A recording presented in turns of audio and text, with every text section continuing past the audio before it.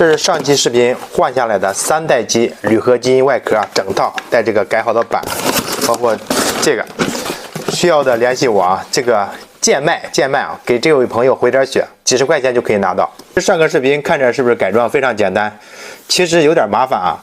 那个换那个继电器那倒不麻烦啊，装上了再拆开再换那很简单。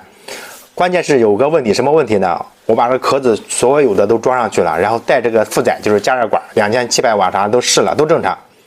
无意中发现用它这个机器带我的电源一般这个电源都是10几瓦嘛，带10几瓦20瓦的时候，它这个里边会有噪音，但是功率再大点它就没声音了。于是呢，我就把它拆开，又研究了很久啊，最后什么问题？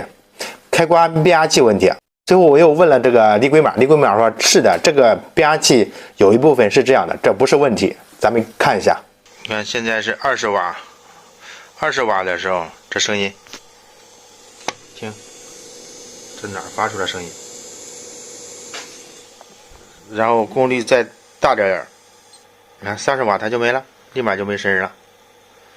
2700瓦它也没声。就这一块响，具体哪儿响真听不出来。这样拆开直接供电，现在好像是这一块，就是这2个东西其中一个发出来声音，但是具体哪个这个确实不好太分清楚。你听这声音，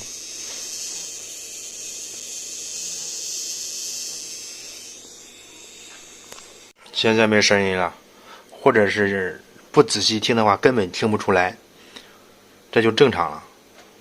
看20瓦放电没问题。我兑换了变压器，这不兑换变压器之后确实这个有声音啊，只不过现在是10瓦的时候它有声音，20瓦它就没声音了。看一下啊，20瓦哎它就没声音了，看还是变压器啊引起的，这不影响使用。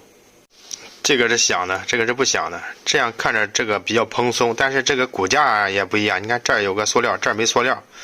不过即使把这个挡上的话，看着这个也是比这个要蓬松一些啊。假如你遇到这种问题，知道这不是问题就行了。把壳子啥都装上之后呢，声音没这么大啊。我是把壳子卸了之后感觉很大。把这个响的变压器直接放到绝缘器里边沁一下漆，会不会好点呢？这个我没试啊。拆这个输出继电器的时候，你看我是用2把啊这个电烙铁，并且是大马蹄头的，同时加热4个银角，这个很快就拆掉了。假如你用的电烙铁功率不足，然后还是1把电烙铁，这个拆这个是很费劲的啊，容易把电路板拆坏。好了，咱们下期见，拜拜。